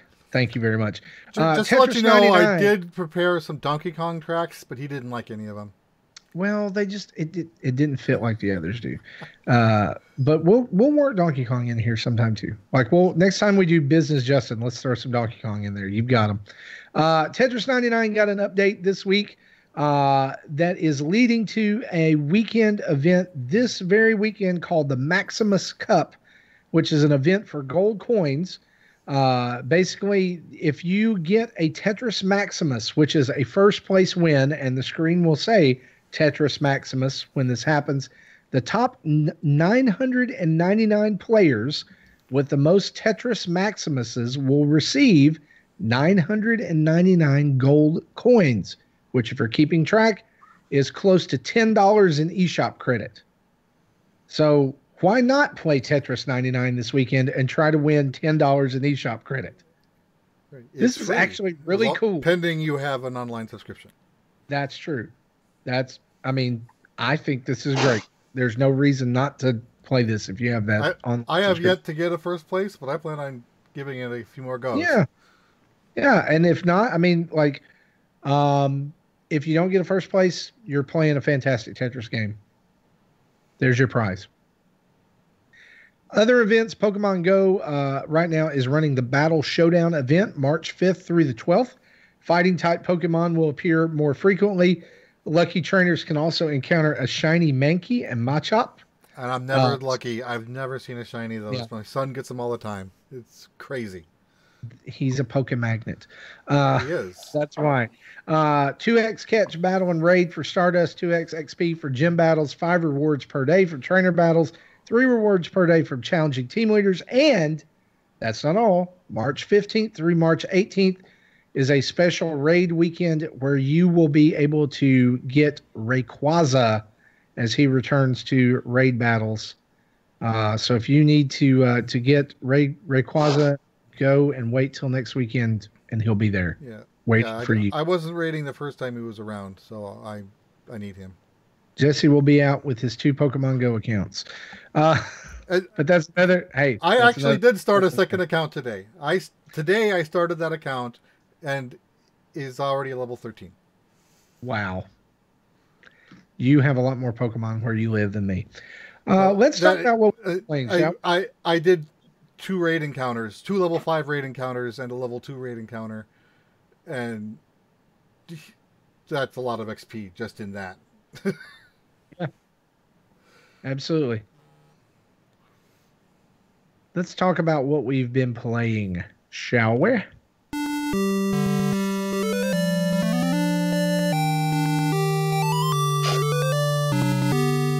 I'm going to make the argument, Jesse. I think we need to update that bumper too. I think we need to do a whole bumper renewal all the way through. You know, the funny part is, Marty said, "Let's have the music at the end of a Zelda level when he picks up the Triforce piece." I'm like, we already have that. Yeah. Way to pay attention, Marty. Well, I knew it was from Zelda, but God, throw me under the bus. Justin, what have you been playing? I've been playing, again, I want to be cautious of time, so we're going to keep these nice and tight, shall we, folks? I've been playing Treasure Stack. This came out last week. I have a Let's Play on our channel.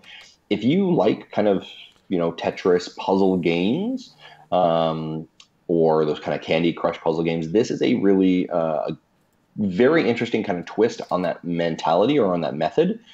You basically play as this kind of like character in it's the same, kind of format as Tetris. There's a kind of that rectangular drop blocks and stuff, but you have treasure blocks or treasure boxes that are coming down. You have to stack them, and then keys come down, and those keys unlock the boxes, and those kind of give you the points, and they remove off your line. And obviously there's pressure building to kind of get it done as quickly as possible, but you have the ability to kind of like hook them and bring them down, and then you can break them apart. So they come down together in like two treasure boxes at once. You can, go over there, take off one, run over to another side, put it there to match the colors. So it's kind of a very ingenious kind of twist on the puzzle stacking formula. So it's very, very cool. They also have a 4-player kind of local challenge co-op. So it's 4-player locally. And they also have an online area as well, or online battling, which you can do private and casual battles, and also like a seasons battle. It's almost like season passes. And if you win, I think it's like three wins, you actually get like different characters to use. And in there's a progression system where if you get however you do on the individual solo battles, you can unlock different characters and different grappling hooks. So there's a lot of kind of depth. Well, I shouldn't say a lot of depth, but kind of some really easy kind of unlocks and characters. And it's a lot of fun. I would definitely recommend it. And again, if you're kind of like, oh, it sounds interesting, check out our Let's Play on the channel. But it's definitely very, very interesting and kind of worth some time if you're that kind of person. So Jesse, I think you like puzzle games, so this may be something you might want to look into. Again, it's Treasure Stack, out now on the Nintendo Switch. And of course, big thanks to the development team. I think it's Pixel Lake that actually sent us a review copy as well. Those kind of been the big ones that I've been playing. Again, keeping it nice and short and tight. Yeah. Jesse, what have you been playing? So, as I said earlier, I've spent most of my week replaying Let's Go Eevee. I think I'm like 8 hours in and already. Got to the second gym. Trying to remember where I'm on my way to Bill's house. That's where I'm going next. Bill's house. So in the middle of the game, Bill's house. No. Okay. Yeah, and then as I said, I decided to join my kids in creating an alt account for Go. So between the three of us, we now have 6 accounts. So once my baby account has decent attackers, we can actually probably take down a level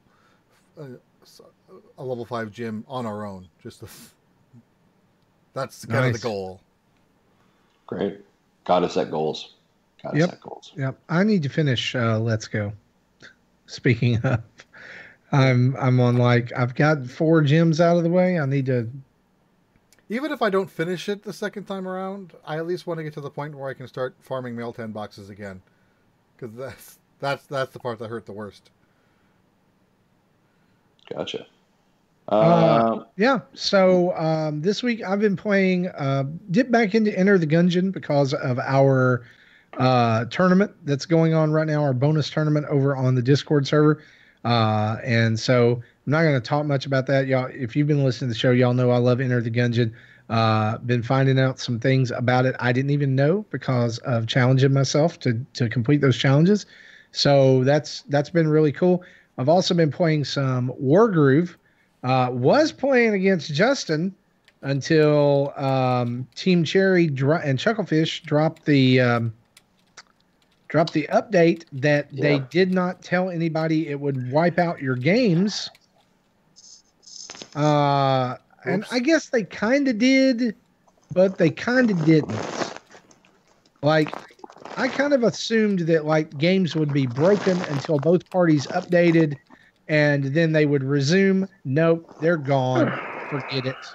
So if you have a game and you haven't updated yet, probably need to finish that before you do it.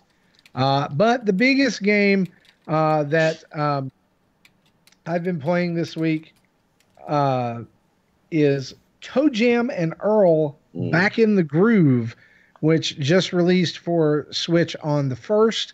Man, do I love this game. I'm a huge fan of ToeJam and Earl back in the day on the Genesis because it was so different than anything else that was out. And really, it's the first example that I can think of a roguelike game that was available for consoles. I mean, there was a few points in the game that were similar, like World 1 would always be kind of the same shape and everything, but the presence would be different, and enemy placement would be different in further levels, and level design and look would be different. Now, when they did ToeJam and Earl 2, which was Panic on Funkatron, it was more of a side-scrolling game, and it wasn't roguelike. It was very set. I didn't enjoy that one as much, but this game is a true return to form. You can play 4-player multiplayer on it. There's aliens you can unlock. There's even like ToeJam and Earl both have their OG, kind of looking threads and costumes and things. And the music is just awesome. Like I always love this weird funk style, kind of bouncy music in the background. And it's like, it just has all of the, kind of irreverent humor of the first one. It's $20 on the eShop. And I feel like if you were a fan of ToeJam and Earl back in the day, this is kind of like a no-brainer.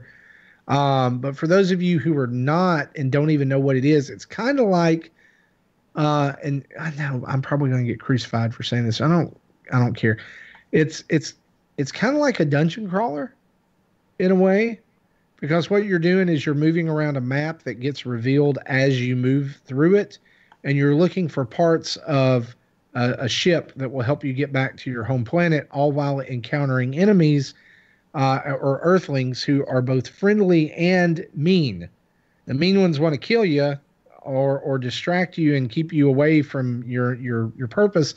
The good ones will help you. They'll like fulfill your fill up your health, or reveal what a present is, or let you buy a present. And all of the power-ups in the game are hidden inside wrapped gifts. Once you unwrap one of those gifts, you know what's inside, and it will forever be marked. But until then, they're all question marks. So it can be bad stuff, it can be good stuff, it can be whatever. But it's a lot like Diablo. Yeah, it's a totally fun game. And I just think that if you're like, if a dungeon crawler, a light, kind of irreverent, alien-based, funk music-based dungeon crawler sounds fun to you, then ToeJam and Earl's where it's at. I can't recommend the game enough. Good stuff. That's great. Okay. Yep. And before we end, there's one more thing I did want to mention. I mentioned last month that I ordered an arcade cabinet kit that came in today. So I had 3 boxes that are still sealed behind me, and I opened up the one box that had the controller, and the thing's huge with 4-player layout. I showed the kids, and they're like, "That thing's nuts." So nice. I can't wait to put the thing together. I plan on getting some videos out there showing it off. Nice. Awesome. I'm really excited to see the finished Baby Pac-Man product. Mm-hmm. Well, Baby Pac-Man will be a while out. This is just the cabinet where I put in my own computer and put whatever software I want in it. And I will say this without spoiling anything. I've seen the art for the side of the cabinet, and it is super cool. Sweet. Thanks, Tim. Let's Tim helped me with the art. Nice. Let's move over to our community spotlight. We've got 3 questions to tackle today, shall we? Let's do it.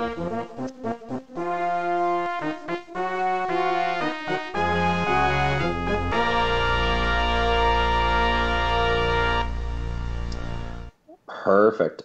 First question here comes from Cat Janitor, and this over on patreon.com/NintendoDads. Yeah, the question is, recently there was a rousing conversation on our Discord about Switch grips, and it got me thinking, what are the dad's most surprisingly useful accessories? Did you guys purchase a case, a grip, a charger, or something on a whim, and then you realize it's amazing?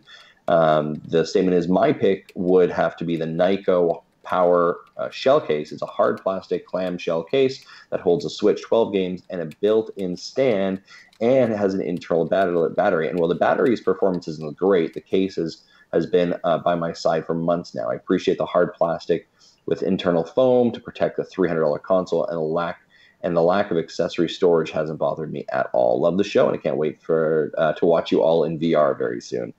Well done. So, Marty, you're kind of a resident accessory guy, man. For a little bit of transparency and honesty, when we get accessories from organizations, a lot of them are in the U.S. So you're kind of our local, right, USA headquarters box office.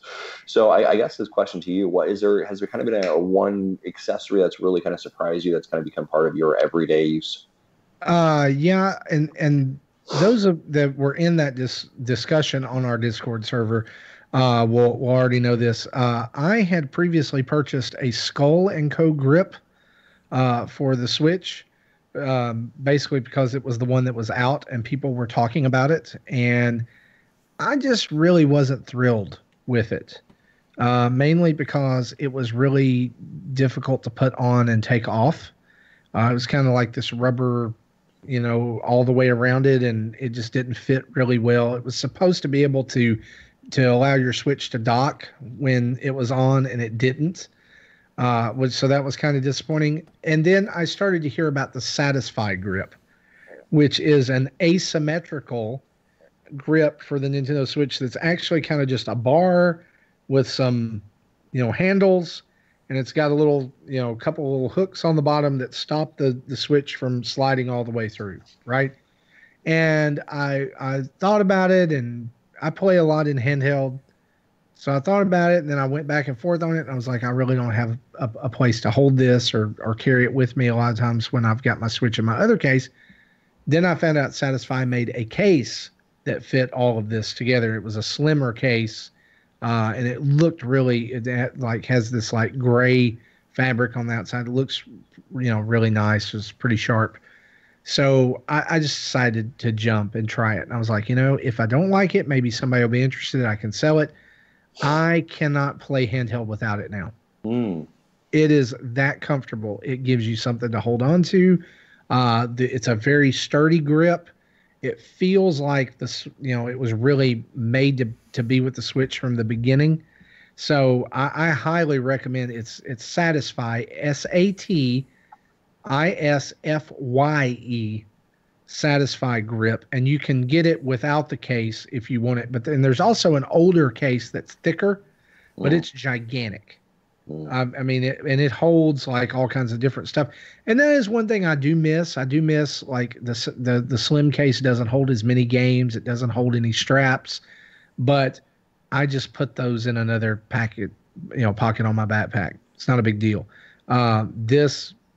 The grip goes everywhere, and that's, you can take it off in 5 seconds. You can put it in there in 5 seconds. It doesn't scratch anything. It's great. Go look it up. And I will say, if you're going to get it, they ship from Hong Kong, even if you buy them on Amazon. So it takes a while to get it. So just be mindful of that. They're not like, if you're sitting in the U.S., there's not like a Satisfy warehouse in the U.S. They'll package it up and ship it to you as you make your order. Gotcha. Great. Very cool. All right. Next question is going to be off of Patreon as well. And this comes from the Bit Block, Mr. Josh Thomas. When do you guys think Animal Crossing will be officially revealed, and what month do you think it will finally be released on the Switch? So 2 parts. When are we going to actually get a official reveal of it, and when are we going to see it actually released? Is this the jump of the Oracle? Yeah. Dang it, Jeff. Dang it. What? Jesse. Who's Jeff? I don't know. Old Jeffy. He's a twin to Eric, I think. When do you see Eric has a Twitter account now? I saw Eric has a Twitter account. Dark Eric. Josh. What do I think? Josh, I think we're gonna get 2 things. We are either going to get a first look at it in like May, before E3, or we're going to get a first look at it at E3. And I think, when do I think the release is going to happen on this? I think the release is going to happen in either September or October. And I think it's a little bit flip-floppy based on where I think Luigi's Mansion is and what we currently have on the docket. You know what? If I was to gut feeling this one, I think in my predictions I said it was going to be Q4 of 2019. I feel like it might be September. Yeah, I'm going to say September on that one, Josh. And I could very, very much be wrong. Just aware of what we have in play, right? We know Pokemon's going to be the end of November. I don't know if they would put anything in that December Smash frame like they did before. I think they need to have something in October. October is either going to be the new Link's Awakening, or it's going to be Luigi's Mansion, obviously, because of Christmas. Or sorry, because of Halloween. I wouldn't even be shocked if we see a double dip there, potentially. One at the beginning of October, one at the end of October, or even in the first couple of weeks of November. I think it's going to be September, Josh. I don't know. I think Josh also saw you in the comment section here in our chat. So if you're still on, let me know what you think of my theory there. I don't know, guys. What do you think? I think September is pretty spot on. I was going to say E3. I really think that their booth this year, or presence at E3, is going to be built around Animal Crossing. Mm-hmm. Yeah, so, we're not going to get a big Metroid thing anymore. That was our original. So they're gonna build a town. Like, you're gonna be able to walk around Animal Crossing. Yeah. And that's going to be the major focal point. I'm going to go, though, Justin, like I think September is close. I'm actually going to say August. Really? That's where I was going to go. I think. I'm thinking August. I think they want to give it a little bit more time before like Luigi's Mansion in October makes sense. Yeah, like August, they've already got Astral Chain in there, so I don't know. Tough to say, but yeah, interesting. So we'll see what ends up happening. In a couple months, all shall be revealed. All shall be revealed. Our final question goes over to Mecca on Twitter and says, what is one game or game series that everyone has played that you dads haven't played at all? For example, there are plenty of people who have never touched a Pokemon game, and Sword and Shield being their first Pokemon game.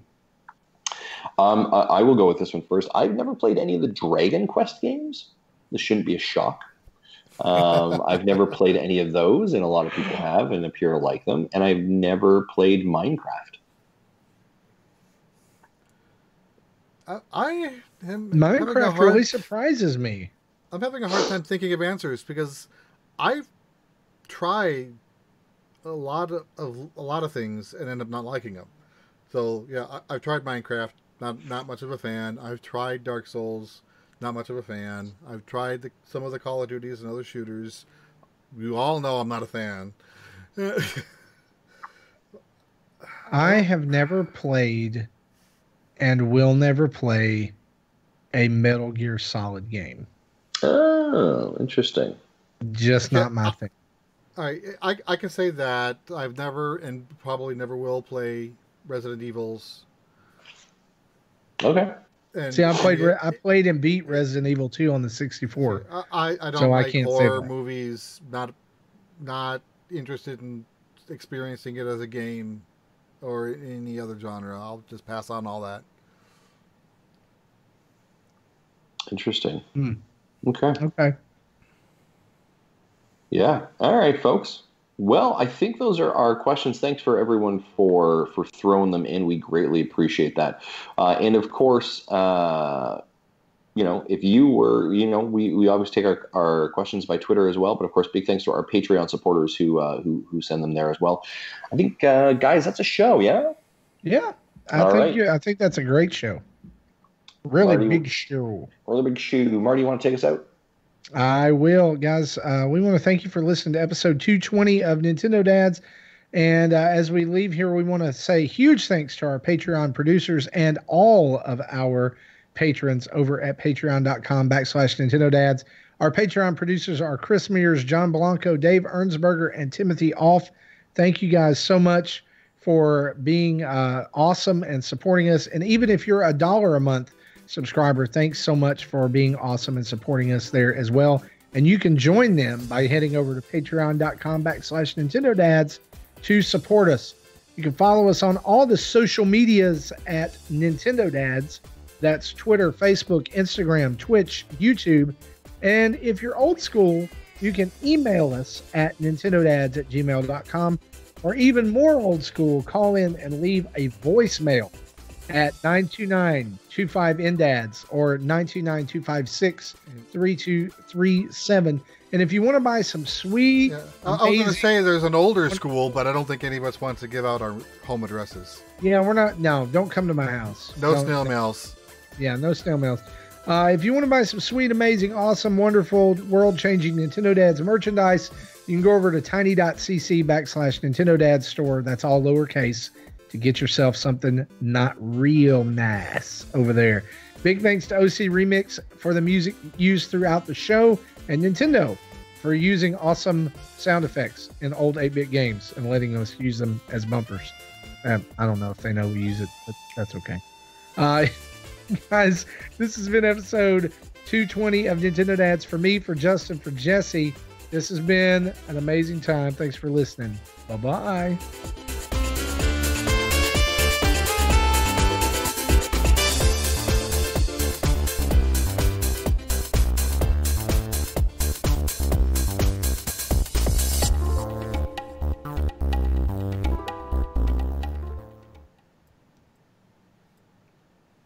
Thank you for listening to Nintendo Dads. Wobble Puffet? Wobble Buffet?